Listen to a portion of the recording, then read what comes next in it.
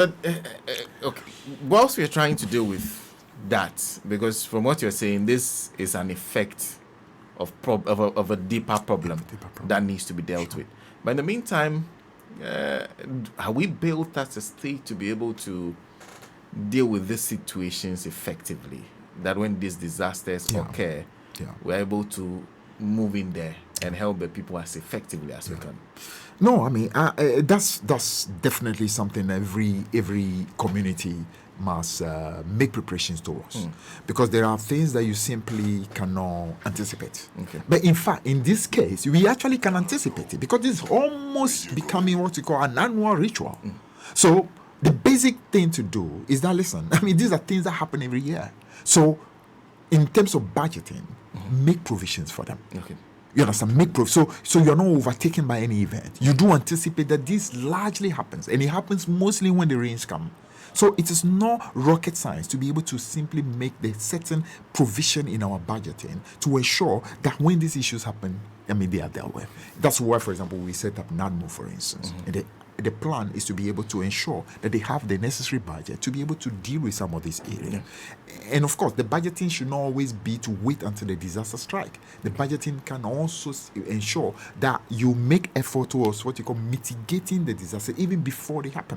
You understand? Before they happen. So I think really we should not actually be having a situation where even the necessary budgetary provisions have not been made. But there again, if you are looking at, for example, an economy that is on its knees, an economy that is absolutely in tatters, I mean, an economy that has become a junk economy, you can appreciate the situation where even basic things, I mean, this is a country that we are even struggling to raise money, even to pay salaries of workers. I mean, totally unheard of.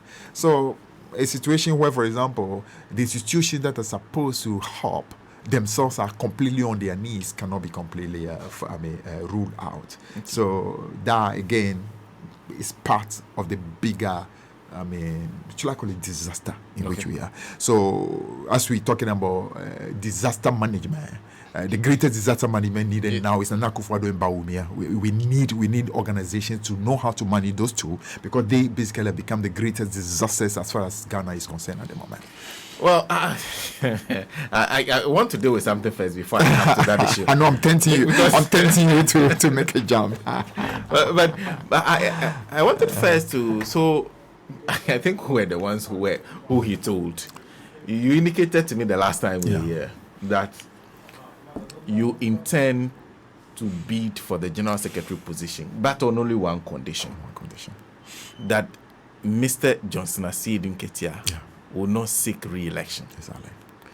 First of all, I wanted to understand why would you choose not to contest him? Because if you wanted to be General Secretary, why not choose to be General Secretary instead of him and contest him? Why do you think that he should be? He is more.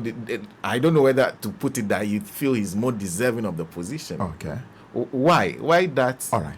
Condition. I mean, that's a good question to ask. Let's say it this way: if I were maybe younger now, let's assume if I were still younger, and I wanted to, let's say, run for, let's say, the communication officer of the NDC, if I were younger. Let's say back when I was younger and I became the one in charge of the communication. Supposing I were younger today and I wanted to run for the communication officer of the NDC, and I see, for example, what Sami Jemfi is doing as a national communication officer, I will not worry myself to run. Not because I'm incapable of running, but as long as you feel there is somebody there who actually is doing a good job, my natural disposition always is to help the person to be effective. Because the thing about me is it's not about individual quests. This is not like a personal ambition. It is about what can we do that the vehicle as a whole can be better?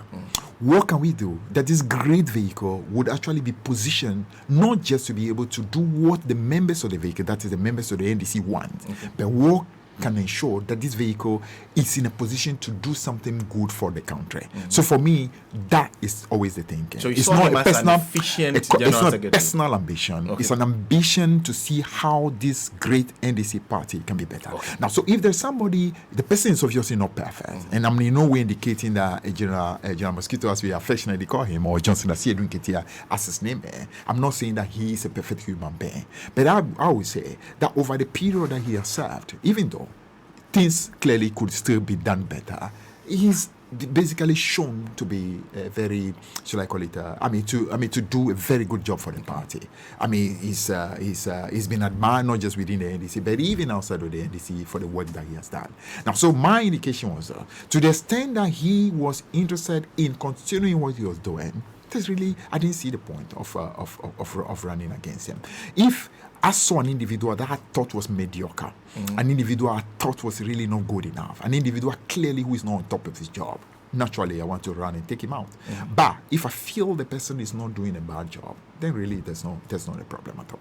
So that for me, that speaks highly of the work that Mr. Johnson Nketia has been doing over the past. Yeah, I mean, it's just let's say it this way. It's just like, for example, we in generally in democracies. Let's say me take it at a higher level. President Rawlings, when he was president, when he was running again in 96, I mean, nobody contested him because you felt, listen, I mean, he was an incumbent, he had done a good job. Why do you want to run against him? You understand? You had the same practice across the world. Obama, when he was running. So you naturally have that situation where you defer to somebody who is doing a good job as an incumbent. Okay. Unless, of course, you just have maybe a very personal ambition, or you genuinely believe the person is really not good enough. Okay. That becomes a different thing. So that actually was a condition. And I must say, by and large, I'm a man of my word. And even though I can tell you the numbers of people who have called me and say, no, why are you doing that? Don't wait for him. Just go, start campaigning, declare. But I'm a man of my word. When I give my word, I keep it. And that, I think, is important for leadership. Leadership is fundamentally about trustworthiness. A leader whose word cannot be trusted is no leader. And I want to say that I'm not the only one among the contenders who said this same thing. Yeah. But I can tell you that others have not been able to keep that word. Okay. They quickly made an announcement, effectively even long before Johnson Asiedu Nketia came out in Radio Gold about a couple of weeks ago to declare that he's not running. That tells you the difference. My word is gold.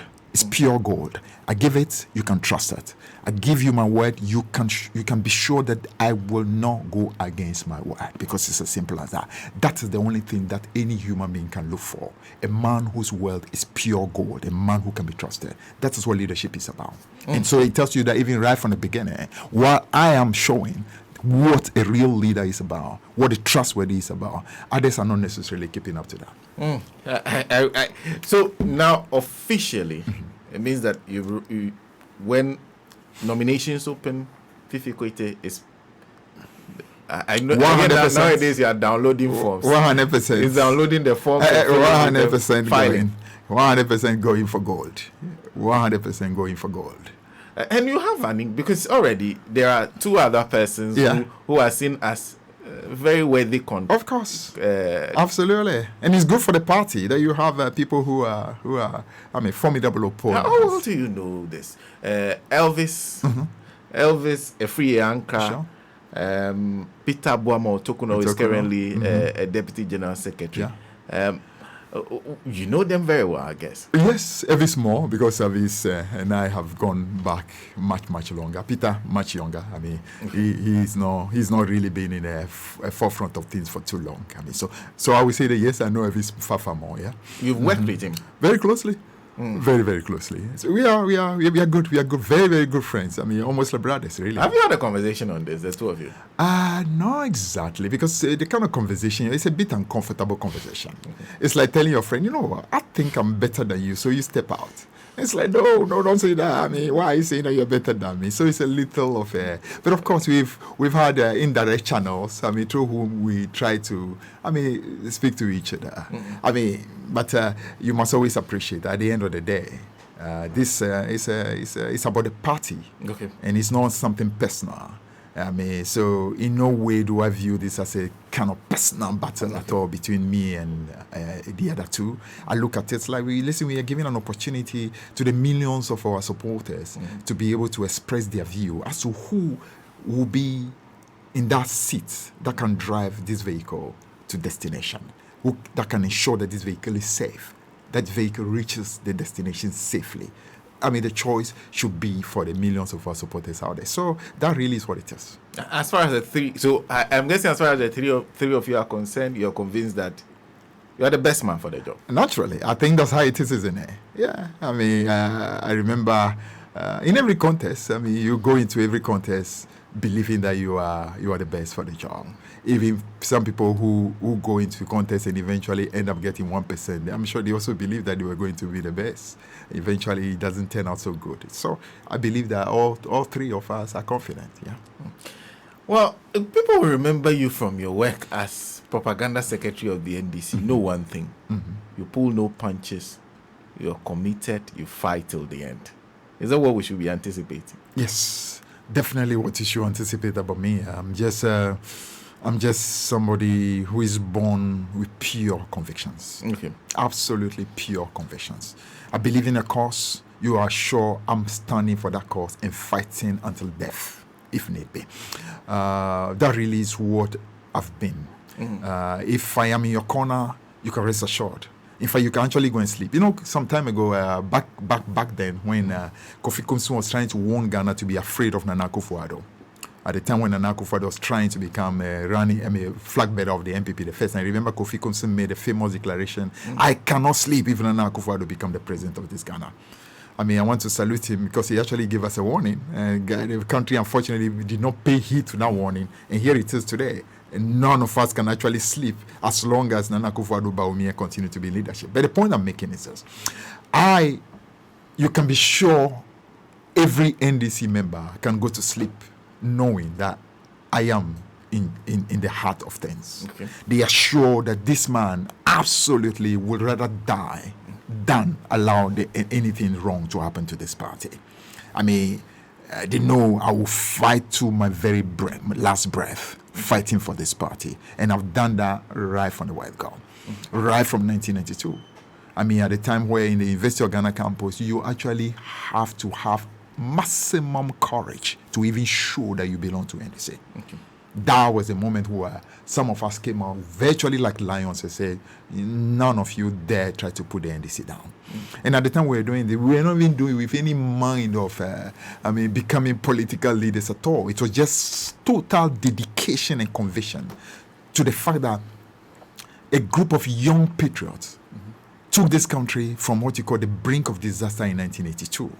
And within a period of 10 years, basically turned the fortunes of this country. Okay.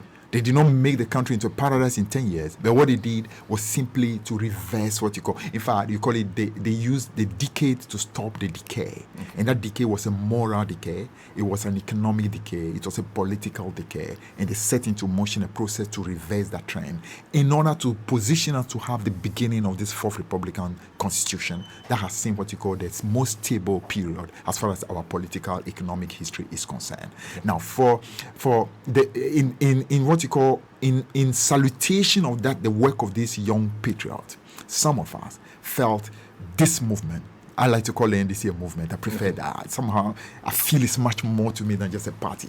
Party sometimes connotes different things. A party is simply about, sometimes it sounds almost as if the only thing that a party is there for is to win power. Like MPP, win power, and then after that you do nothing. When you see a movement, you're looking at much more than just winning power. You're talking about the mobilization of millions of people, inculcating in them what you call values, principles, love for nation. So it's much, much more than just power. It's about things that will ensure that this country become better, that we can all raise each other and become greater citizens in our communities, in our district, in our regions, in the country, and also, why not, in the whole of the world, greater citizens. So I'm saying, I felt that we needed to fight for this party, and that is how, right from the beginning, I got very committed to the party. In fact, my bravery, my sense of conviction was so much so that I became unanimously, chosen as the chairman of the NDC ahead of the election in 1992. Okay. At the time when I was not even what you call a known, should I call it, somebody who was even known member of the party. Just the sheer bravery, the sheer courage, the sheer conviction that I showed throughout the campuses, how I debated issues, stood for what I knew to be the truth, fought for the truth, and so on. People just felt this guy is a guy to become the leader. So I feel that in terms of commitment, we've been there. We constantly show that you can trust us. You can trust us never to allow the interests of the party to be mortgaged. You can trust us to ensure that the right things get done for this party. You can trust us to ensure that the well-being of the members of this party is always put as number one. Not a situation where as leaders you are thinking about your own well-being and forgetting the masses that are behind. You can trust that we will ensure that we do what is right for this party. Propaganda Secretary, Deputy Minister for Finance, Transport Minister, Minister for Agric, former MP for Nketia South. Yes, a big constituency. No, there's a part actually you did not mention. When I was in charge of the communication of the party, we effectively did what we can to ensure that we set what you call the record straight as far as the whole political economic history of this country is concerned. That was difficult to forget. Absolutely. That's difficult to forget. Absolutely. Yes. Ensuring, for example, that all the deception of the NPP was exposed, that the greatness of the NDC and our tradition was actually highlighted in order for the people of Ghana to know clearly that there was a clear difference between NDC and NPP and that we were the superior alternative. That's what we did. But we did not stop there. You see, so you first and foremost, you work hard to ensure that your party has the brightest of chance. But you don't stop there. You have to ensure that you close the deal. And closing the deal requires, for example, that I played a major role as far as the election process was concerned. Okay. So I did not just stop in terms of communication. Actually was pivotal in ensuring that the result in 2008 were absolutely collated and on time. So I set up a whole collation center, which was different from what the party structure was. Absolutely. Because we wanted to ensure that we leave nothing to chance. Okay. So our ways was set up actually to be a parallel system to support the main system. But at the end of the day, that parallel system became the salvation of the party. Okay. So in both the first round and the second round, we ensured that the results were collated well on time. In the second round in particular, when it became much more pivotal, in fact, on the eve of even the Electoral Commission declaring the results, that evening before they declared the result, we already had actually gotten all our results. We got the result well on time and very, very meticulously guarded. In fact, Prof. Mills, together with his inner circle of advisors, had to actually come to that center, which was based in Kanda, on the eve of that. So I think around 1:30 a.m. Prof. Mills came, and we actually walked Prof. Mills through every detail, assured him that, listen, we have it done. We've won it. And Prof. Mills knew, because he knew what he was standing on. All the questions that needed to be asked were asked. They wanted to ensure that the numbers were accurate. They were accurate. We got it well on time. In fact, then Vice Candidate John Mahama came after Prof. Mills. We walk him through the same process to allow him to know that. After that, Prof. Mills actually called for us. So I actually had to go to a couple of other supporters, other helpers of mine to go to Kuku Hill again to walk him through, because Prof just wanted to be sure, have we got it done? Have we sealed it? And we assured him that we had a seal. It was on the strength of that the following day in the afternoon, when NPP decided to do their last minute shenanigan, and by the way, let me use the opportunity to salute Radio Go, because Radio Go was so massive that afternoon. And of course, even prior to that election. In that strong room, what people do not understand is that the reason why we're able to expose the NPP and even stand against some of the collaborators that they had in the Electoral Commission, operating first from Ashanti region in Kumasi and then a few of them that were national. The reason why we could stop them was because we absolutely got those numbers well. And we got them early, so we knew where we were standing. So there was no way they were going to cheat anybody. So I'm letting you understand is that it's not simply about ensuring that we communicated with maximum efficiency to expose the NPP. in order to be able to win the heart of the people to vote, we also made sure we close that deal. And that is important. So we're talking about, the kind of accumulated experience that would ensure that in this particular election, when it's become even much more critical, that we find a way of stopping the NPP from stealing the election. People must have that guarantee that in this gentleman here, you're not just getting an effective communicator, you're not just getting a man who has courage of conviction, you're not just getting a man who can give you what you need as far as the debate on the economy is concerned, because that is going to be the major part of this campaign. You also are getting somebody who absolutely can be trusted when it comes to ensuring that the results are obtained on time, accurately, and we are well positioned to stop any shenanigan. No way, no how will MPP be allowed to fool around. In fact, in the 2020 elections, one of the major allegations that your party makes has to do with the issue of the use of arms and force. The use of arms and force. Yeah. How could that have been elected? You mean how will you have stopped it? Yes. In 2008, maybe you have forgotten, right in this station here, you were instrumental, for example, in letting the country know about the plans, for example, MPP had in place to, for example, put dead bodies in water bodies in the Volta region. You remember that? Yeah. You remember so many other things that MPP had planned to do, right? This station. That's why this station must be eternally saluted. It's not simply a station that did this job well, but a station that loved this country and ensured that this nation's interest was protected. Sadly, our friends who clearly do not like anything good decided to do what they did to this station, clearly because they are afraid that as long as this station is there, the interests of this nation will continue being secured. How do we do it? We have to do it by having a proper collaboration. Okay. First of all, you must have good intel. And especially when you are dealing with a corrupt institution like the NPP, there's no limitation in having good intelligence, good information. You clearly will, because among them are people who obviously are very disgruntled. Because when you are very corrupt and greedy, there are definitely people who are disgruntled, who are not happy. So you will be able to have good intel. And when you have good intel, the job of the party as a whole is to ensure that systems are put in place to be able to, as it were, preempt it. The information that need to go into media, you get people strategically putting it out in the media, because what you do then is that to alert them, say we know what you're doing. Of course, you put structures through at the regional level, at the constituency level, at the branch level, to ensure that you are getting your vote protected. That's exactly what we did in the past, and it's exactly what we could have actually done much better. Some of the difficulty we had in 2020, however, were a bit what you call self-inflicted. Okay. Because why?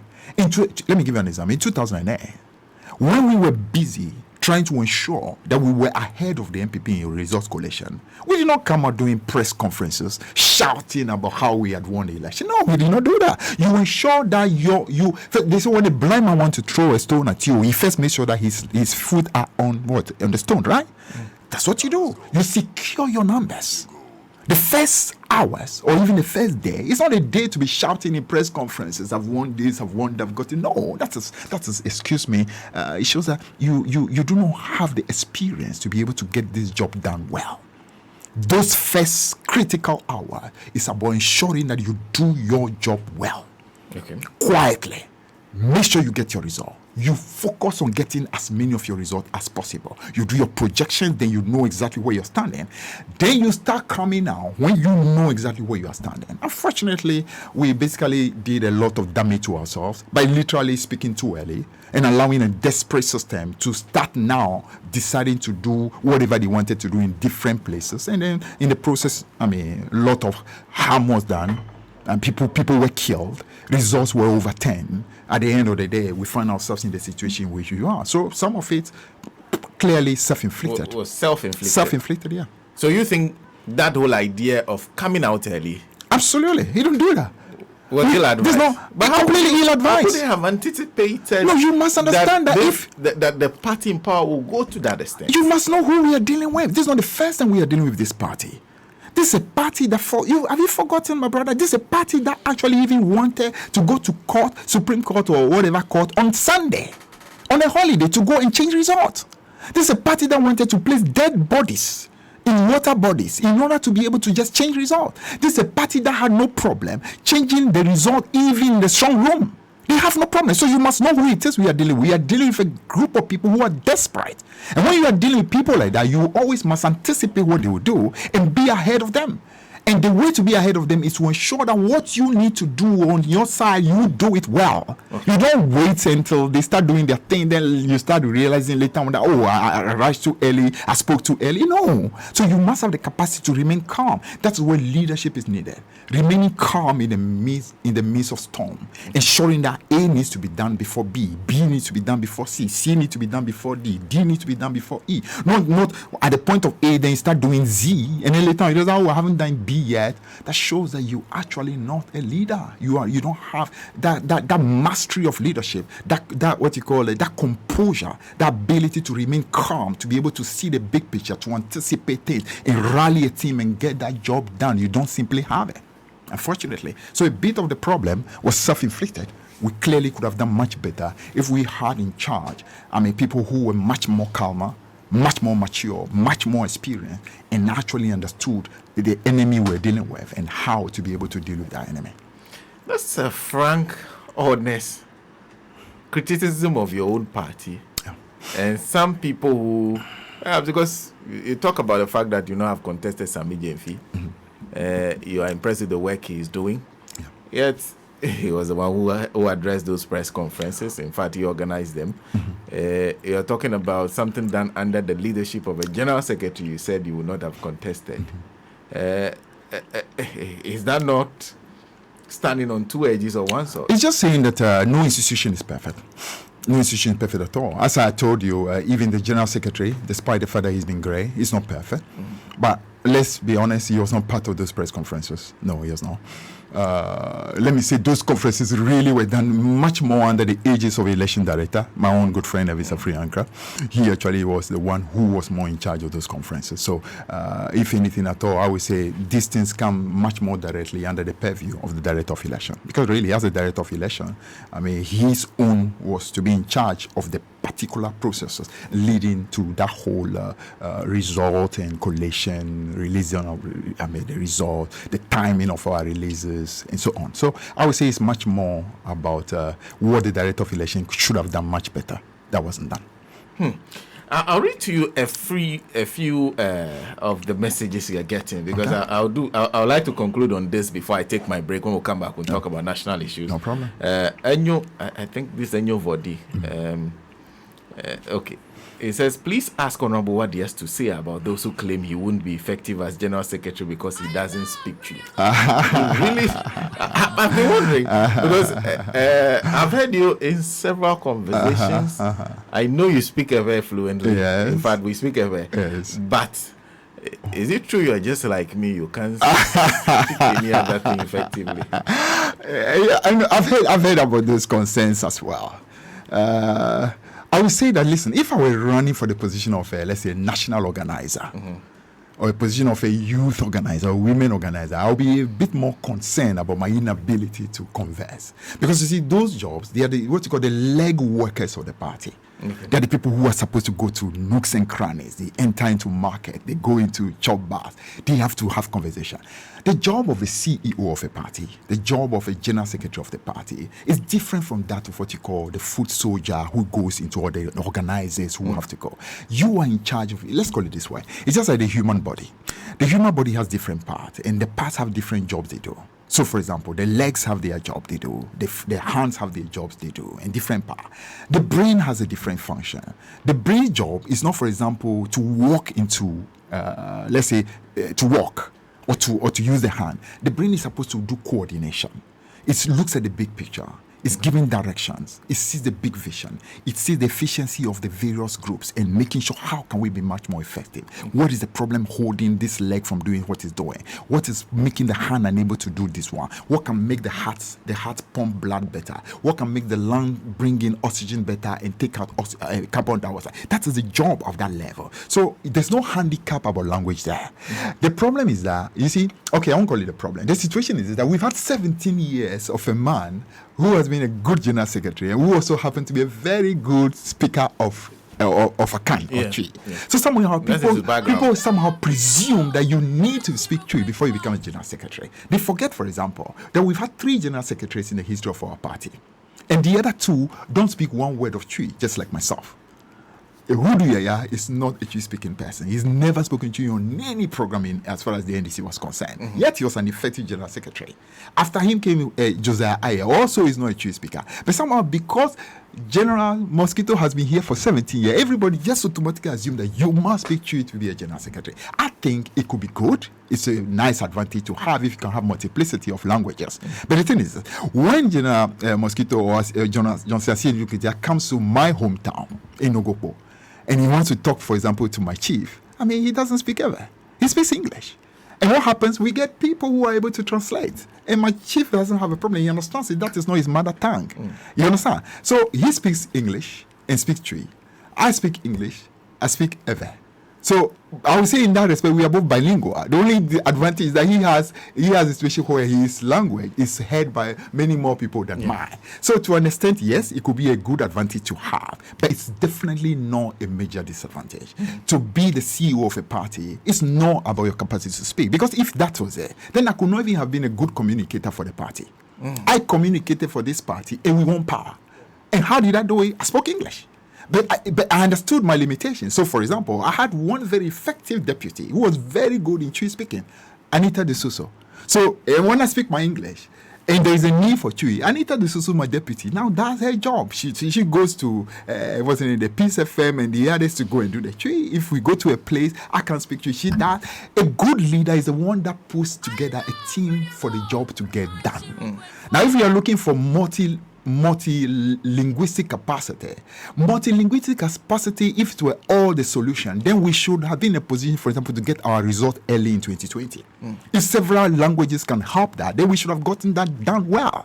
We should not be in a situation where we have to go to court. No, we get our job done and we get it done. So having multi-languages is good, but to be a general secretary, you must have the capacity to have the bigger picture, the bigger vision. You must be trusted. People must know beyond doubt that you are ready to die for this party. You are able to see that big vision and ensure department get their job done. You find solutions. You ensure that the party delivers its mandate. That, I think, is far more important. But I'm still very much interested. Yeah.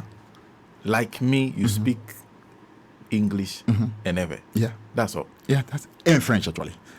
My first real language is French. Let's say my first language of instruction is French. How did that happen? Because I'm born in Aflao. And Aflao children, we go across the border to school. So my first school is primary school across the border in a place called Kojoviakope. Where just 10 minutes walk from Aflao. So most children born in Aflao go across the border to school. So my first language of instruction actually is French. Okay. So I would say, to understand, that's part of the reasons why my Twi is not good. Because you see, most people, let's say if an Ewe child growing up in Accra, your school, you are clearly, when you are young, you learn languages faster. So I'm schooling in Accra, for example. Actually, I have classmates who are speaking Twi and Ga. So I learn it growing up. But I grew up in an environment where if you are from the part of Volta region I come from, we speak more of what you call the Anglo. And then when you go across the border, it's the same language, but they call it Mina. Okay. So you learn the Mina fast because it's the same language anyway, but it's a different thing. Yeah. So, for example, when the typical Anglo man says Mabana, the Mina people will say Mbesina. So it's the same language, but different. You understand? So you end up learning that. Anyway, the long and short is that, so French actually is my first language of instruction. Of course, Ewe is my maternal tongue. English, of course, growing up in Aflao, you clearly are picking English anywhere. But eventually, when I came back to continue school in Bishop Herman, moved to Achimota, moved to University of Ghana, that is when my English became more. In fact, initially when you heard me speak, you're like, this guy is speaking French English. That's why they used to laugh at me. It was like French English initially. But today, a lot of people hear me speaking, they don't even believe that actually my first language of instruction actually is French. So, in that respect, I would say, yes, I have three main languages I speak. English, Ewe, and French. Yeah. There's Braitama who says, let me just go through some of the messages. He says he's very good as propaganda secretary. He said, than general secretary. He hasn't been general secretary before. I don't know how you made that assessment. As a serious propaganda secretary. He's now seeking to be general secretary. He has never been general secretary before. Erickson MK says, Fifi has the might, experience, knowledge, and valor to lead the NDC in the secretaryship. Vote for Fifi. There's Fransaga. Please ask him what he can do about the current composition of IPAC and the stance of the EC on the use of only Ghana card for the registration of voters. I'm sure you've been monitoring the incumbent, the general secretaries, the decision that they went to FEC and took that if you're not going to use IPAC the way it was designed to be used, we are not a part of it. Of course, you are informing us. So write us a letter and then we'll respond accordingly.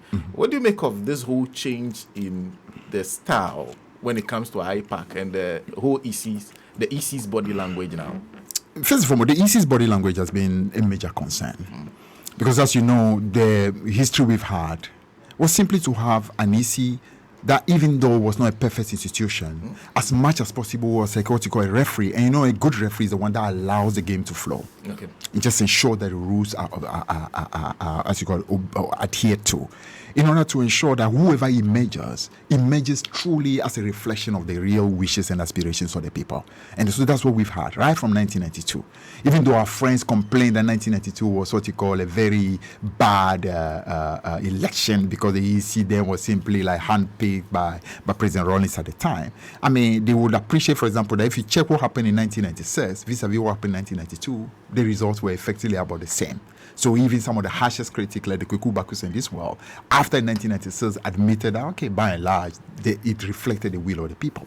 And credit to Afarijan, who I think took over from 1996. I think the first one, was an INEC, what you call an interim National Electoral Commission. And Afarijan took over then. I think they tried to do a very good job. Of course, at every moment, there's always suspicions on both sides. Anytime you are in opposition, you have more suspicions. Absolutely. Yes. Anytime you are in opposition, you have far more suspicion because we are in a system in which election is simply too much of everything depends on an election. It's almost like the destiny of people depend on it. So there's so much at stake all the time. I would say that it's been very sad, the situation we've had under the NPP. Okay. And there again, we shouldn't be surprised because that's NPP for you. NPP believes that whatever crooked means that have to be used, as long as you can get your power, that's fine. I'd say that the DNA effectively is that, listen, the end justifies the means. Principles don't matter. Do whatever you can because all that matters is I want to get power. And the power to when they get it is not they are getting even for the well-being of anybody. So I did themselves. So it's a complete lack of patriotism. Okay. That's why you see the perversion of so many institutions that are happening under them.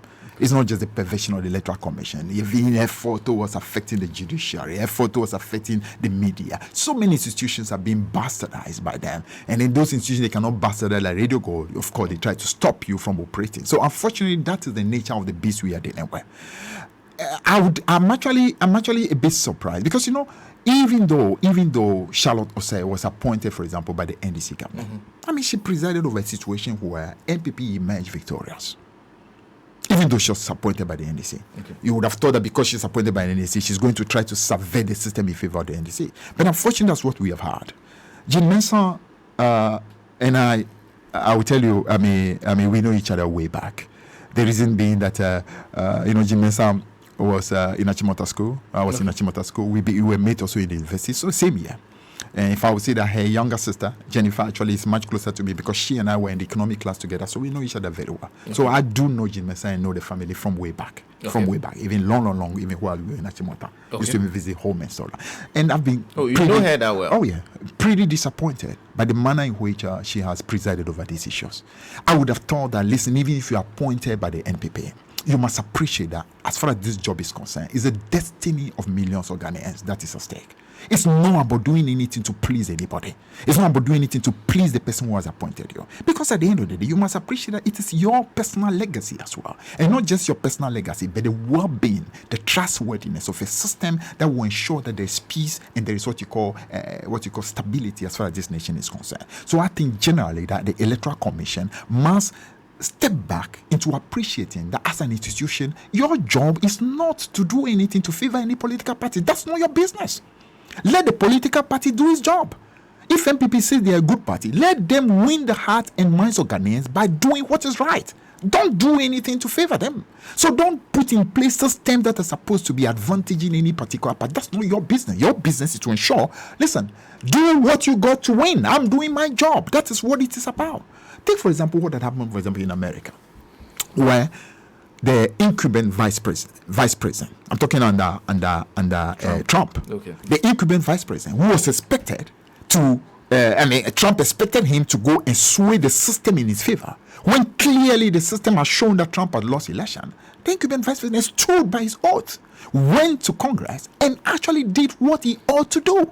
That is even somebody who is a vice president, working under a president. And he said, no, I will do what is right. It's not about pleasing an individual. It's not even about pleasing my political party, because I'm sure the Republican Party would not have minded at all if he had gone to do something that would favor them. But he said, no, that is even somebody who belongs to the government is having that courage of conviction, that integrity, that honor to do what is right. How much more Electoral Commission, when you are supposed to be an independent arbiter, you're supposed to be a referee, neutral referee, just to ensure that rules get put in place. So NDC as a political party, clearly, we could not just sit by and allow them to do what they were doing. In any other dispensation, you look at NDC, NDC is a major player as far as the political fortune of this country is concerned.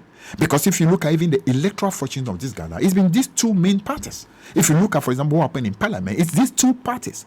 NDC, NPP, at the moment, is almost what you call 50-50 in Parliament. So, the voice of the NDC is a big voice. You can create a system by which people or political parties that absolutely have no representation, political parties that even when you do an election can barely get even 10 votes in a polling station, those have as much say as far as the destiny of our Electoral Commission is concerned as much as the NDC. It's simply not right. So I'm saying that NDC's position is a position that clearly is backed by the fact that there's too much at stake. NDC cannot just allow. I believe, however, that in every strategy, after you've gone a while, you need to be able to do an examination and see, can we have a strategy that can be more effective? Can we do it a little differently? How can we get the result done better? So I would say so far, I would say I'm backing my party in terms of what it is we've done. But of course, there's always a room to be able to do better. Okay. I may not be able to disclose every detail in terms of my own thinking is concerned, because these are things that you need to be able to actually bring different people on board to think through and find answers in order to find a much better strategy and solution. Yeah. We'll take a break. When we come back, I'll read a few more of the messages to you, because there are those who are asking questions from some of the things he said. Okay. And then I also have a few questions to ask. Then we'll move on to two issues. Sure. Yeah. Yes. Don't forget Fifi Kwetey. But you know, initially the name was just Fifi Kwetey. Then at some point, the Fifi was always there. Just that people always went for it was easier to just say Fifi Yes, Kwetey. That's true. That's true.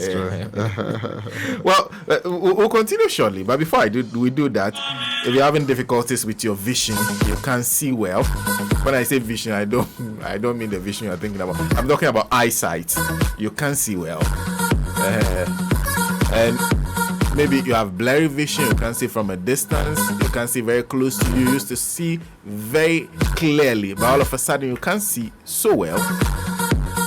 If you're having persistent headaches or you're due for a new pair of glasses or lenses, look no further. Third Eye Care and Vision Center is your one-stop solution. With ultra-modern equipment, well-trained optometrists and staff, the best is assured. They provide comprehensive eye care for people of all ages. They have in stock all kinds of spectacle lenses, spectacle frames, sunglasses, contact lenses, eye drops, among others. They also provide diagnostic tests such as eye pressure checking, photography of the eye, scanning of the back of the eye. You can find Third Eye Care and Vision Center at Northridge, same premises with Sunny FM, an airport residential area opposite Mirage Residence, close to Association International School. Northridge, same premises with Sunny FM, an airport residential area, the opposite Mirage Residence, close to Association International School. Third Eye Care and Vision Center is open It's open already. Today is Wednesday, 5th October 2022. They are open 16 minutes past 9. They've been open for 1 hour, 16 minutes now. So you can find them at any of their branches from this time till 7:30 p.m. For more information, contact 024 593 8389 or 054 328 7008.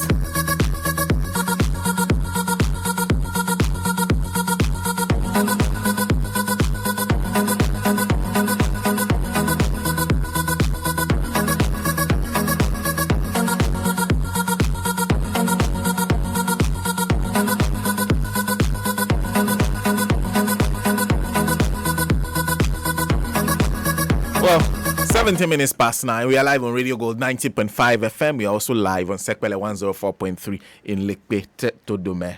Good morning to everybody listening to us live on Sekwele. And every one of you joining us on, of course, Radio Gold 90.5 FM. The messages, like I said, are a lot. I'll try and go through as many as I can. Honorable Fifi Kwetey is my guest in the studio.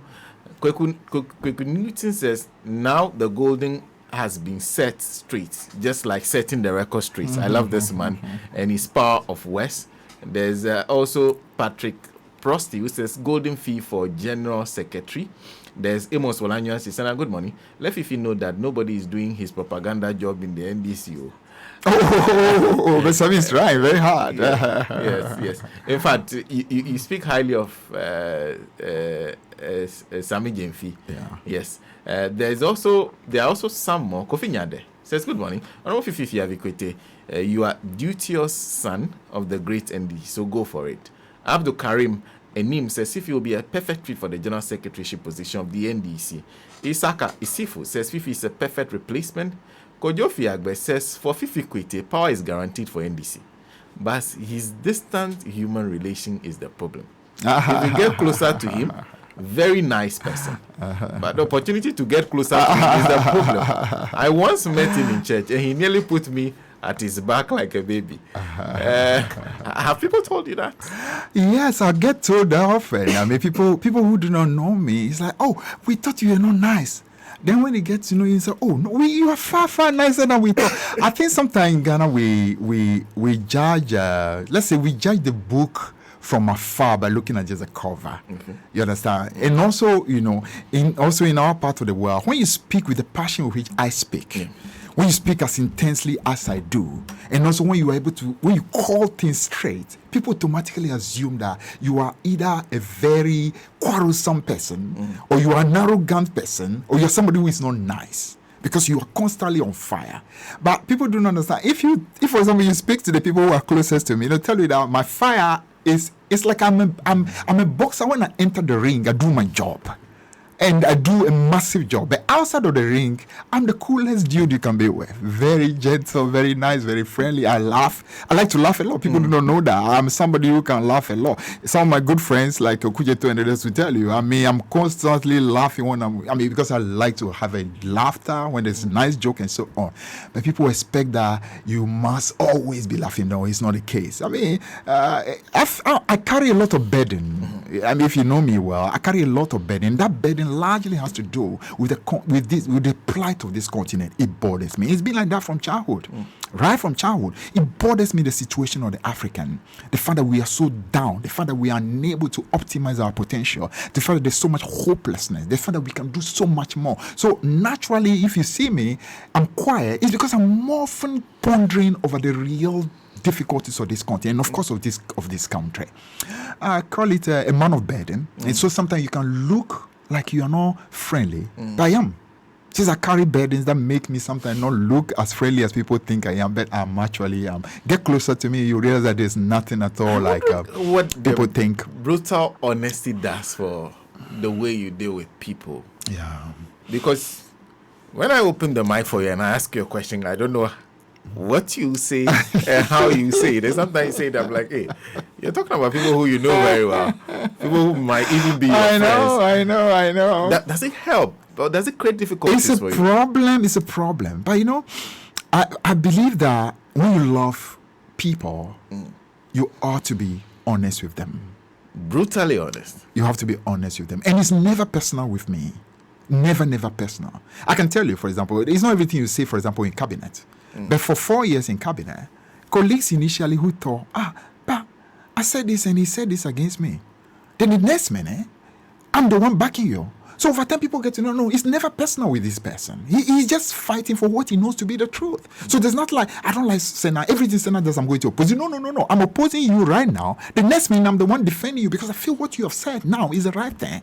So in Africa, often we don't like what you call straight shooters. People like me, you call us straight shooters. We call it as it is. We are not great diplomats in that respect. All of us have different personalities, if you understand it. My personality is much more of a straight shooter, but it doesn't mean I'm mean or I'm disrespectful. I just feel that let's tell the truth. Then let's dance around the truth. Hypocrisy is something I've never been. I don't know how to deal with it. I'm with you. You're smiling when I know in your heart you hate me. I'll tell you in the plain language. I'm like, stop being a hypocrite. I prefer you to tell me plain you don't like me instead of pretending you are smiling with me. So naturally, people don't like that. Because Africa, we like too much of a hypocrite sometimes. This person doesn't like you, and the person is pretending. Then you're also pretending. Me, I'm not pretending with you. I'm telling you straight, my friend, stop lying. I mean, you don't like me. It's fine. There's nothing wrong with that. Me, if I don't like you, I'm telling you I don't like you. I'm not hiding it from you. But we are in a world where sometimes you have to manage the two. We'll try. We will try without losing our authenticity. For me, that I always maintain that I must remain authentic. Who I am must always be. I don't want to pretend to be who I am now. That's why I believe that different people have different strengths. Yeah. My strength is this, so I go for my strength. The other person, in fact, my closest friends are my opposite. They tend to be calmer. So, for example, my late friend who passed away, Karim Aliou, bless his soul, was my closest political friend. He is a calmer one. So, when there's a need for calmness, he does a calm job. When there's a need for fire, I do the fire job. So I know my limitations. So I try to have people around me who also can do the other nice job, so that it doesn't always appear like straight shooting. If there's a need for diplomacy, I find diplomats around me who can do the diplomacy job, because I'm not exactly too good at that. This is David Tamaklu. David is my senior in this business. He says, Sena, ask Fifi what role he played in the 2020 elections and why his experience did not reflect in that election. Okay. I can tell you that in 2020, I've had a few of my contenders create all the, should I call it, put out all information. He actually just distanced himself from the party. He didn't do anything in 2020. In fact, a fabrication week came not long ago, I think 2 weeks ago, that I actually went and told my constituents that they should forget about 2020 because we are going to lose. Pure fabrication, pure lies, which is unfortunate because it shows that people are becoming desperate. Now, in 2020, let me tell you exactly what I did. I did actually 3 things. Okay. One, I was a major part of what you call the communication subcommittee of the party. Okay. And that subcommittee actually was headed by the veteran Kofi Kwetey and Spio Gabra. They were co-chairmen of that. And we regularly had very effective meetings. We operated in the place around Councilman. In fact, Sami Jenfi and all the key communicators were part of that committee. Okay. In fact, I actually chaired one of the committees under that committee effectively. So that was a major role I played as far as the communication of the party was concerned. So effectively, we were in charge of the whole communication for the campaign. That is one. 2, I also played a major role in what you call the finance subcommittee of the party, more like the economic finance subcommittee. Okay. In fact, in that particular one, even much more major role. And that role affected the manifesto production in a massive way, because don't forget, the heart of the manifesto was economy. Yeah. And the group that was in charge of the production of that whole finance economy was my group. And that particular group was chaired by Professor Kwesi Bochoy. Okay. So my colleagues at Tuforsen, Setepe, Azika Dongo, Johnson Esiama, all were part of that group. So effective job was done. So that's another major role I did. A third one was, as usual, I tried to help the party as far as the coalition was concerned.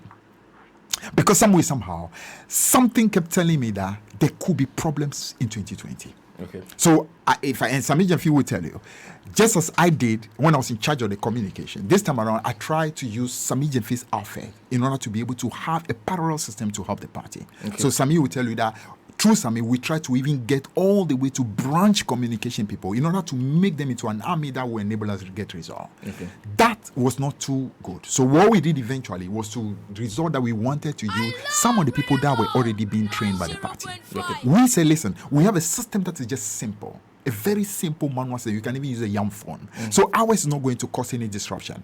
Just to enable us have a system so that when the main system collapses, ours can help.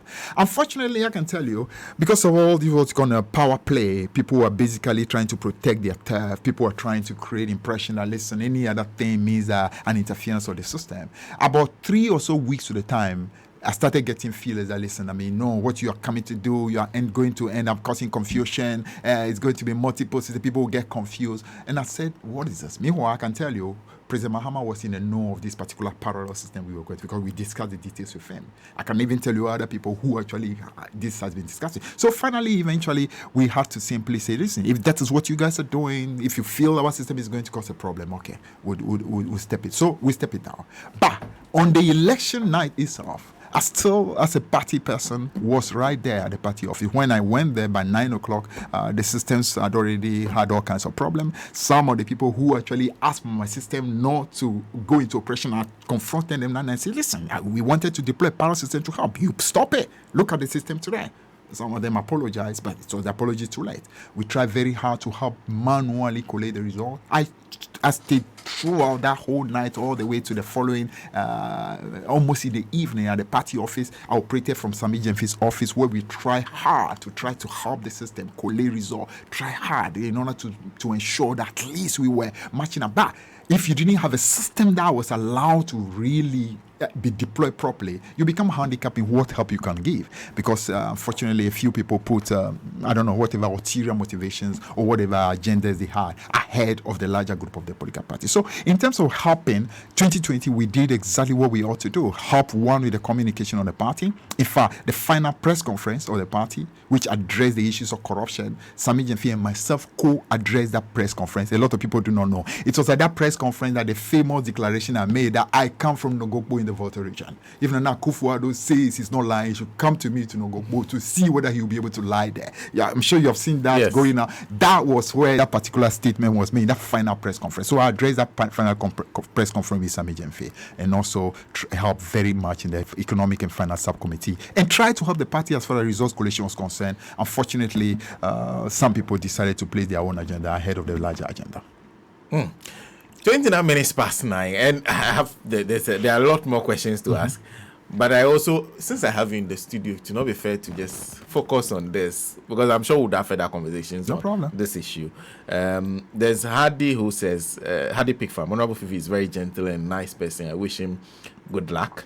Nicholas Laguda says, please tell the Golden Fee that he has my vote already. I just love the rejuvenated submissions from him this morning. Powerful and intelligent. That's coming from Nicholas Laguda in the UK. There's Martin. Okay. This is Eznako Joajo. He says, Fifi Kwetey approved. He is the very best news to the party. That's coming from him. So there are other messages that are all coming in. I'll try and go through as many as I can. I can see several staring me in the face. But I also have to ask you, whilst you're here. No problem. I'm sure, before I go to the Moody's rating, there's an event that's happening today. Okay. I'm sure you're monitoring the discussion on Galamsey. Trying hard. Trying to keep pace. Yes. Yeah. Difficult to keep pace. Absolutely. Because so much, it's like a country that is in complete turmoil. Every moment, one crisis after the other. It's almost as if the blessings from above are simply just departed. The covering over us has gone. Because you've had leadership that has so much demonstrated selfishness, lack of love for nation, so much greed, that the country really just, like we are now a ship that has no captain. That really is what is going on. Is that what you believe is at the heart of the Galamsey challenge? Yes. Lack of love for nation. Lack of love for, when Nana Akufo-Addo declared that I would rather fight for the next generation and not for the next election.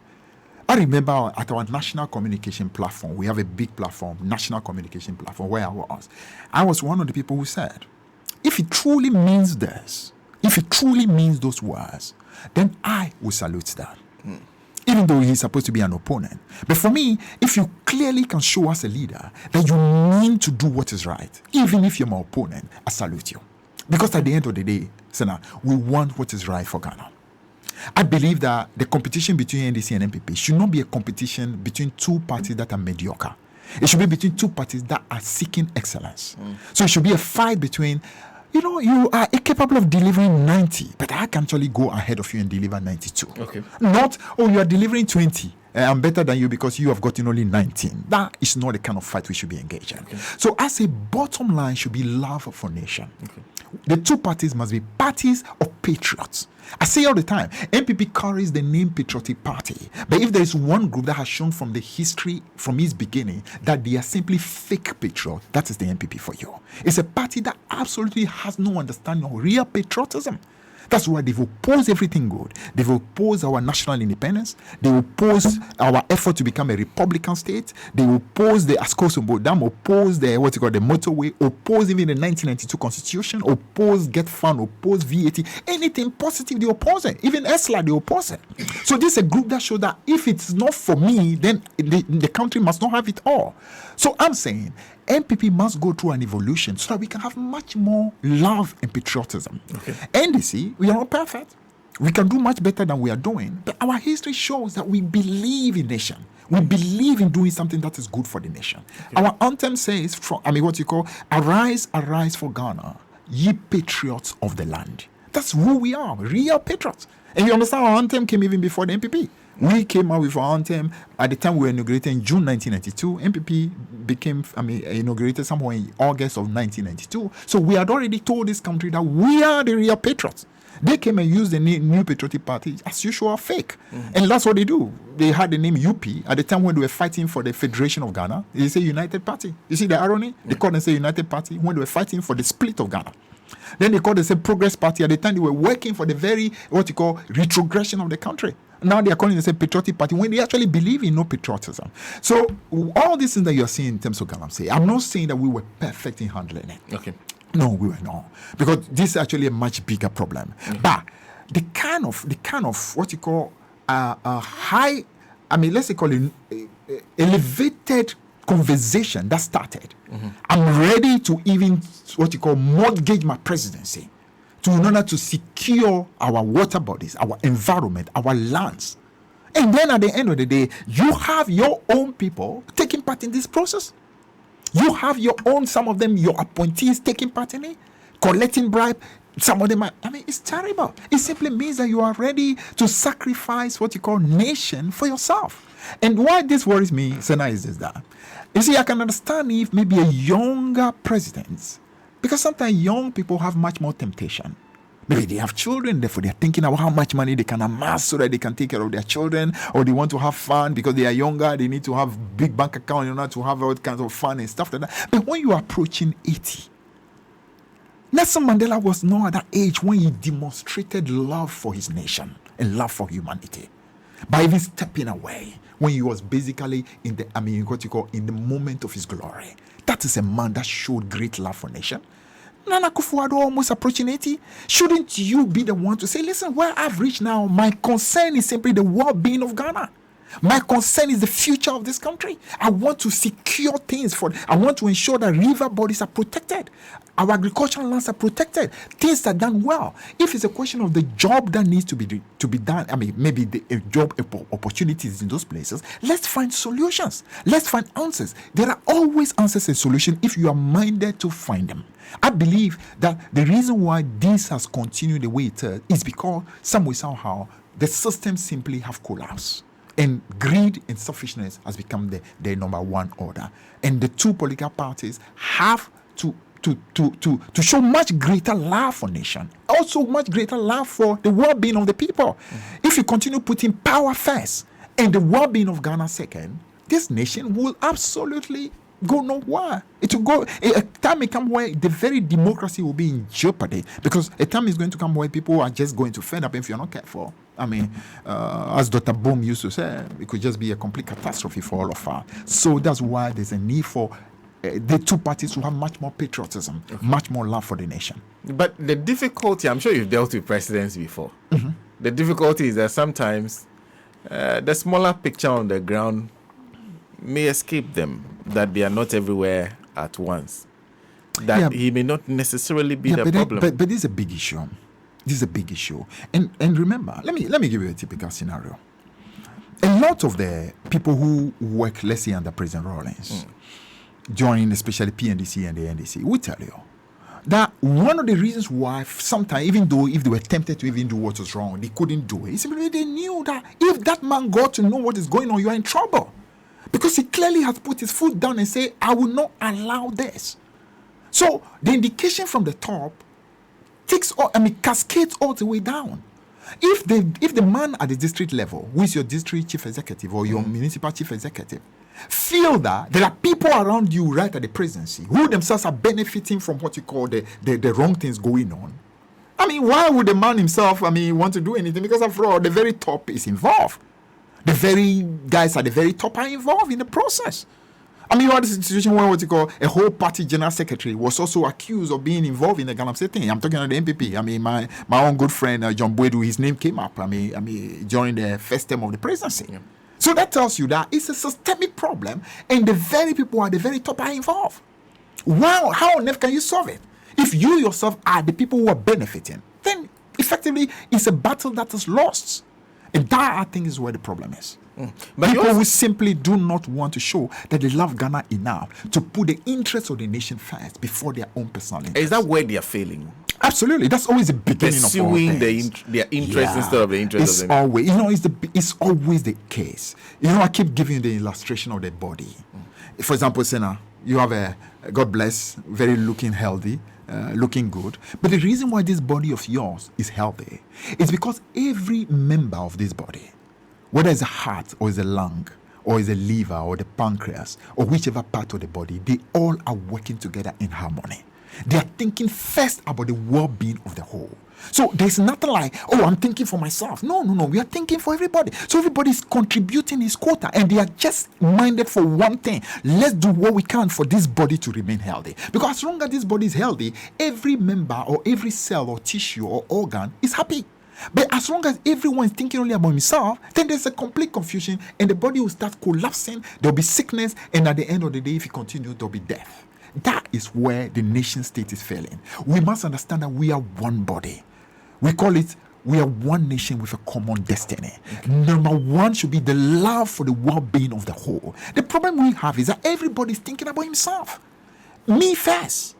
In fact, yesterday I saw a poster from one of my, shall I call him one of my greatest friends in a party.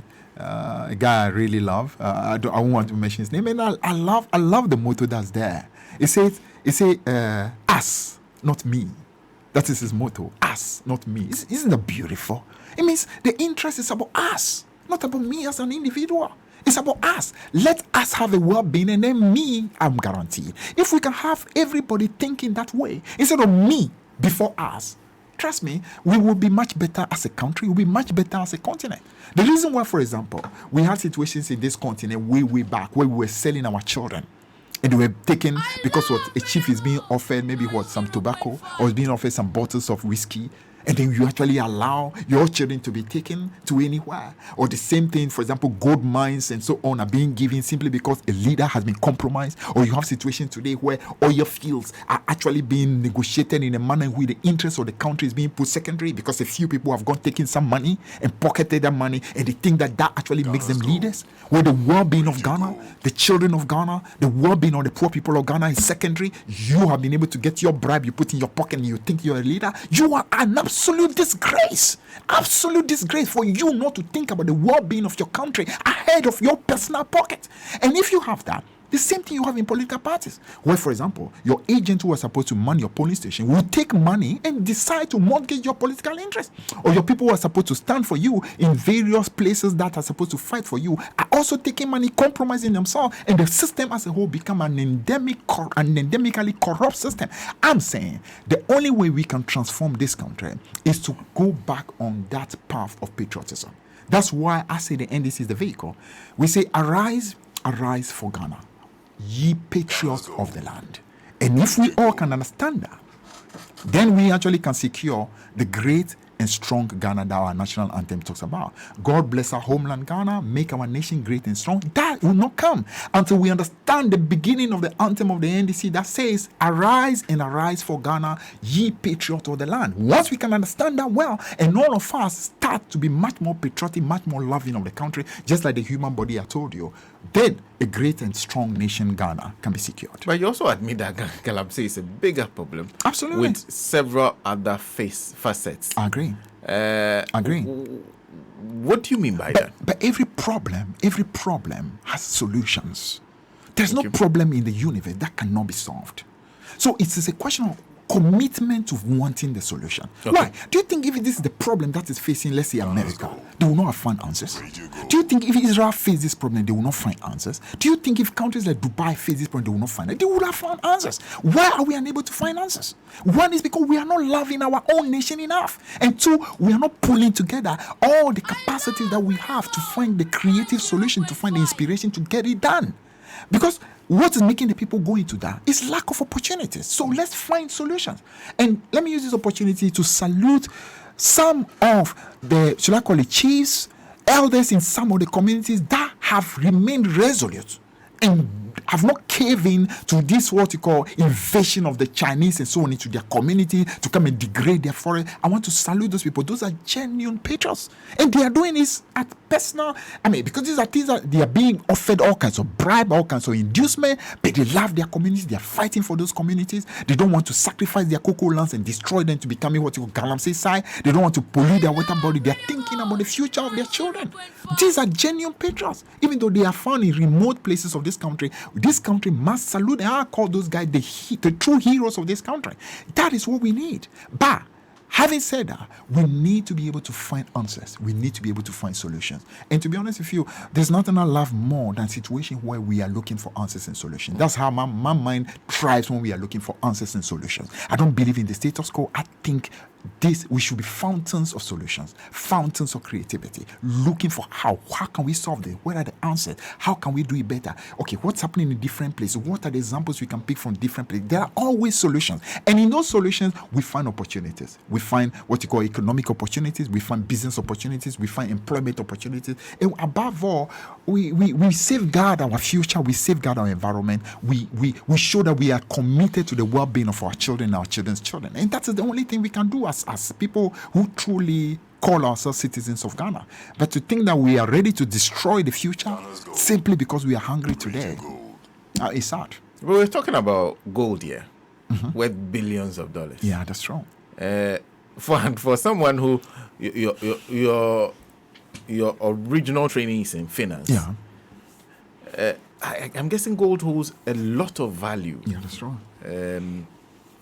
In terms of finance and also an economy. Yeah. Are we failing to understand that value, or is it just the issue of individuals wanting that value above the nation? I think that's what it is. I think that's what it is. First and foremost, we need to also appreciate one thing, okay? The transformation of this country is not dependent on even the amount of raw materials or, let's say, mineral resources that we have. Okay. So no amount of oil discovered by us or no amount of gold found is going to be the reason why this country is transformed. Okay. The greatest resource of any nation is what you call the resource that the people represent. Their creativity. That's always number one. Listen, you go to Singapore, even water they didn't have. But what they have is a nation of, first and foremost, disciplined patriots. Disciplined patriots. And also a nation that appreciate that, listen, the way to make it, the way to be able to accelerate is to have what you call inventiveness and creativity, to have solutions. And those two resources put together, discipline, a nation of disciplined patriot, and a nation that is ready to embrace creativity and solution. Singapore today is one of the most developed, what you call city-states that you can find anywhere in the world.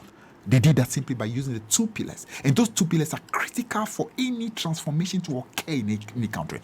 Discipline and patriotism on one level, creativity on the other level. we are good to go. If we as a country can understand that, trust me, we don't need to destroy all our forests, agricultural lands, simply to be able to get some gold, simply because we are hungry, in order to transform this country. We can actually develop this country in a manner in which even that gold can be done properly, in a manner in which, one, it can be a benefit to those communities, two, those communities will have their river bodies protected, the lands are protected, the future of their children guaranteed. It's a win-win situation. It's all about what you call the capacity of the human resource we have. And that human resource, I'm talking twofold. One, discipline, patriotism, and the other one, what you call creativity. Sometimes our problem is that we put too much emphasis on what I call empty scholastic achievement. Empty scholastic. Yeah, empty scholastic achievement. You hear all this, and oh God, I've gone to school, I've gotten degree there, I've gotten degree there. What matters is not the amount of certification you have. It's your capacity to be able to, what you call, get creative solutions. Okay. That's why some of the greatest movers and shakers of this world have not even got any of this plenty certification, but they are people who have got answers. The problem sometimes is that in Africa, we put sometimes too much emphasis on scholastic requests, as that goes against what you call our capacity to be much broader, to be able to really know the things that matter. This country must put emphasis on creativity. And you don't even need to go to a lot of school to be creative. Creative people are simply people who receive inspiration. People who have got antennas to find answers. They know they're constantly looking for solutions. Sometimes when you bog down with too much scholasticism, you actually retard your capacity to be creative. So we need to put emphasis on creativity. For me, if you ask me, give me a creative person, I'll take him number one. Add to that creativity and love for nation and discipline to do what is right. Trust me, with those two, we are good to go. The biggest creative force is the youth. Yes, that's true. Do you think the youth of Ghana have perhaps are empowered enough to perhaps be creative first of all? Yeah. To be honest with you, you are right about that. The youth is the biggest asset we have. And that's why those of us who have gone a bit further must constantly have them as our number one priority. Okay. And the biggest thing we can do for the youth, first and foremost, is to let the youth appreciate that their destiny is in their hands. Okay. You see, the capacity to know that you have what it takes to transcend your limitation is one of the most powerful forces in the universe. The youth need to appreciate that the problem this continent is having, if they have to wait until leaders solve it, the solution will take too long. Because you may not always have those, because especially if you have a political system where every 4 years there's a change, you can have a good leader. And that good leader wants right things done. And unfortunately, the population doesn't understand because the leader is putting... For example, I can tell you, when I was in my secondary school, I was in two secondary school. My first one, where I did my O-level, Bishop Herman Secondary School. Our headmaster was a Catholic priest, Father Eliza. Father Eliza at the time was considered to be, this man was too strict. This man wanted things done too well. This man was considered to be too hard on us. But trust me, everyone who has gone to that school subsequently always salutes this man. That was a leader who loved his school, loved his students, loved their future, wanted them to become better and ensure that things were done well. Now, the reason why I'm giving this example is that young people need to appreciate that. It's not always that we may be lucky to have such leaders, but in the meantime, we still need to get things done. We still need to get answers. We still need to get solutions. So, bonding together, pulling themselves together and trying to find solutions is the way to go. I think somehow our youth are not, maybe they need to understand this more. Just like our generation and that of our fathers, we thought simply going to school was a means to resolve your economic problem. But no, your economic problem is not resolved necessarily by going to school. You can go to school, but you still will not be able to find a solution to a problem that is in front of you. That's why, for example, if you notice, many of the investors for so long were even unable to deploy resources to be able to make money for themselves. They clearly were depending just on the state. And if the state did not have enough money, the schools were grinding to a halt. Those are supposed to be institutions where we are supposed to create the most creative people, but they necessarily couldn't find simple solutions to the problem they were facing. So it tells you that going to school necessarily doesn't solve it. I'm not in any way saying people shouldn't go to school. I'm just telling you that we can use school often to mask our inability to be creative, inability to find answers. We need to let the youth appreciate that the two important things now is solutions, and they can find it. Every problem is actually a solution that is hidden. Every single problem is a solution that is hidden. The things we call problem are absolutely just hiding answers and opportunities. And the youth need to just see that. And once we can see that, we can transform things. I mean, I don't want to cite example, but there's somebody in this country that saw filth. And that filth has become an opportunity for being what you call a mogul and a financial person today. That same field, so many people have seen it. People who were professors, people who were doctors, people who, some of them have even studied the environment and so on, but they were seeing that field all over the country, but never saw an opportunity for transforming that field into a solution that become a major business opportunity and employment. Somebody did that. If we can have a few of the youth seeing problems, and not just seeing problems, but seeing the opportunity that's hidden in those problems, the answers. Trust me, we can do that. And that's one of the things I'm passionate about in becoming the General Secretary of the NDC. I want this party to become a party of young people who absolutely are obsessed about solutions. And that's something I want to do all the time. We want from every branch, from every constituency, from every region, we want answers, we want solutions. And there are people who have got interesting ideas. And our job is to be able to find ways to encourage such people and give them opportunity for them to, and of course, acknowledge that these solutions are coming from them. And so that we can use it to inspire many other youths in the party. And if we can do that to inspire millions of people in the NDC, why not? It may become a competition between NDC and MPP as to who have the most creative youths, who have the youth that are more inventive, who have the most youth that can solve the problem of the country. It's become a beautiful competition between the two parties, and many more youths can come up that can find answers. This country becomes much better for it. We can solve the problem of unemployment by the youth simply becoming much more inventive, much more creative, and loving the country more. If we can have that, we don't even need for the finance minister or the minister of trade and industry to be the one creating jobs, because often they are not able to create a law, but the real solutions come from the ground. And if we can get our youths totally ready, trust me, we can transform this country. Then I'm wondering how you felt when you heard your former colleague in Parliament, Katie Hammond, describing the youth as bearded, empty hairs, with hairs like coconut among others, because the youth booed the president. Oh my God. Katie is just a loose cannon. He's my very good friend. We are very, very good friends together. He's just a loose cannon. He says things that sometimes I wonder whether he really means it, But I think the youth should just completely forget about that statement. It is true that the youths are not perfect. But the booing on the president was not anything that was orchestrated by anybody. It was a spontaneous reaction by young people. And a lot of these people, some of them are even below the age of voting. But they feel what is going on. They see their parents wailing and crying. They see, for example, the beginning of this year, the money, for example, that they were being given to take to school could buy this. But today, that same money given to them can buy less than half of what they were buying at the beginning of this year. The young people see it.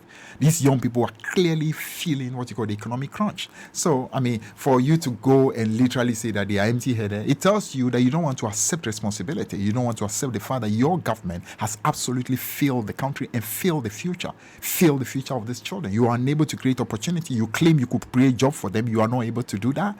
You claim you can create a better economy for them. Their hardship is only increasing. The suffering is only increasing. And then when they express their frustration, by booing, and booing is nothing. So what is so special about booing? Politicians have to get used to being booed.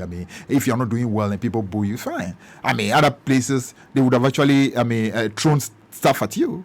Some places they will be throwing tomatoes and eggs and so on at you, and people understand that it happens and they boo you. Sometimes I think some of us politicians think that we are some kind of kings that nobody can speak against. But no, you are supposed to be help to account. Describe the perhaps maybe the elderly politicians like himself, put them at the same level with what the Asante say when they say, we have to go and see the Brewatia. That you need the elderly to be able to do something. That if they leave the youth to run this country, they will fail altogether. I see. Steve Jobs, what's the name? Bill Gates. the guys who came up with WhatsApp. I mean, at the time they were coming up with it, they're just young people. Mark Zuckerberg, how old is he? These are people who are transforming the world, and they're just basically inventive people who are finding solutions. So the thing is not about how old you are. The thing actually is about how creative you are. The thing is about how much you love your country and what contribution you can bring to bear. So this very, how will I call it, Stone Age mentality that necessarily wisdom necessarily has to be only be found in people who are necessarily much older. I think it's wrong. It is true that society we have to constantly show respect to people who are elderly. That is true. I mean, I totally don't dispute that. But we need to, we need to mutate and accept that a lot of great answers are coming from young people. And those young people must continue to show respect to the elders, which is important, but they must have confidence in their capacity to find answers and solutions in order for the country to become better. I say they hold hope for this country, but to make it, they need to understand what I call the two pillars. The first pillar, discipline and love for nation, the first, and the second, creativity and capacity to find answers and solutions. Let me conclude with you. I didn't want to make that the focal point of this, because I know you have been speaking to it for some time now, the issue of the economy. Yeah. We understand the IMF are in town. There's also another downgrade for Moody's. Yeah, sadly. The finance ministry they have made a statement, and one of the indications they've given that they are looking at reviewing the e-levy, among others. What do you think is the real solutions that they should be exploring, and are they exploring that? It's sad where we are. Very, very sad where we are. I'm hoping to God that it's not just the NPP as a group that is learning a lesson, hopefully a lesson that can reform them for life. A lesson that lies take you nowhere. Deception takes you nowhere. In fact, basically a lesson about the fact that as you reap, so shall you sow. Like we say, like the good book says, give and it shall be given back unto you. Good measure, pressed down, shaken together, running over, shall be poured into your bosom. And if your bosom is full of deception, you will get back that. And that's exactly what we're saying. A government that basically rose to power on the back of lies and deception. And when they came into office, instead of at least starting to govern, they believe they can just continue using lies and deception and continue deceiving the people. And today, it has come full circle and they are on their knees. All this pretense that they were managing the economy, everybody now knows that it's just a lie. But have they changed? No. Instead of accepting that it is our mismanagement that is causing a problem, they are quickly looking for people. These days, they cannot blame the NDC because it's been 6 years. How do you blame NDC anymore? So now you have to now find other people to blame. So what? They blame COVID. Then the next minute they blame Russia and Ukraine. Then somebody jokingly said recently they virtually tried to blame the Queen there for the problem. That tells you exactly the problem that we have. A group that simply does not want to take responsibility. In fact, that is the reason why the international financial investors are absolutely losing faith, because they can see that these leaders simply do not want to tell the truth. These are people who are deliberately lying even about the fundamentals of this country. At the time when deficit was high, they were hiding the deficit, thinking that the country will not get to know, so they can continue, deceiving people for votes. The problem of debt, they pretended it did not exist. Today, the debt has gone to levels that clearly are unsustainable. We are talking now a situation where we possibly may go through a debt restructuring. So people's money that are even invested in treasury bill, they may not be able to get the interest, or the interest have to be cut or reduced, or possibly they have to elongate it. If you have a 91 day, you are now looking at extension by force extension to maybe a 1 year or 2 year. It tells you the crisis in which we are. We are being downgraded on a daily basis. That's why I told you that the greatest disaster management needed now is actually a group that can manage the disaster that Nana Akufo-Addo and Bawumia have become. These two are the biggest disasters that we have in our country today. It's true that the flood and so on is a problem, the Galamsey and so on is a problem, but much more of a disaster we have is actually the two people who are in charge of this country. In fact, actually, I would say three of them: the president, his vice, who is the head of the economic management team, and the finance minister, who happened to the cousin to the president. These three are the biggest disaster. If you call it, I'll call it the biggest pandemic being faced now are those three individuals. That is a real pandemic that the country is facing. And if we can find, how would they solve this? Simply, right now they have no choice. They are on their knees, so they have to do exactly according to what the NPP, what the IMF want. Okay. IMF is going to ensure that they live within their means. They can no more do the kind of, extravagant expenditure they were doing. The president flying all over the place, having the kind of large government and living large while the people are suffering. Or the finance minister continues to profit, his companies continue to profit from every loan that we take from the Eurobond market. He's making money while the people are suffering. That will have to come to an end. So, to a certain extent, I would say it is sad for the people of Ghana. But the fact that now they are forced to now go to the IMF, the economy is being downgraded, they simply have no option but to absolutely be on their knees now and do what is right by the country. But it's unfortunate because with it comes a lot of wailing and gnashing of teeth by the ordinary people. Who it's not through the fault of any ordinary people that we should be in the situation in which you are. It's an absolute disaster. It's a complete catastrophe for the country. Sena, for the records, but for Honorable Fifi Kwetey's presence at the party headquarters to do a much simpler and quick collation, the NDC wouldn't have known in real time that early morning what its results were in the 2020 elections. Fact. That's coming from Koku Mauli Nanegbe. In fact, for the rest of the messages, it will take a whole program for me to go through the messages. So many messages coming in, a lot of them endorsed. And let me use the opportunity to give a shout out to the large army of people who out there who on their own are voluntarily supporting my project to become the General Secretary. Okay. I want to thank every single one of you. Many of you, I do not know who you are. I do not even know you. We've not spoken, but on your own, you are out there campaigning, telling the people that this person can do the job for you. Thank you. You're not fighting for me. You're fighting for the soul of this party. You're fighting for the soul of this country. You're fighting for the well-being of our children tomorrow. Thank you. You are too many. I cannot name every single one of you. I mean, the golden warriors out there. Thank you for doing a massive job. We are going for gold and nothing is stopping us. Thank you. Thank you. Wonderful to see you. I know I'll see you before the elections. Definitely, come. I'll be back. I'll see you before the elections. But let me, coming up right after the Good Morning Conversation is Afro Midweek. Today is Afro Midweek.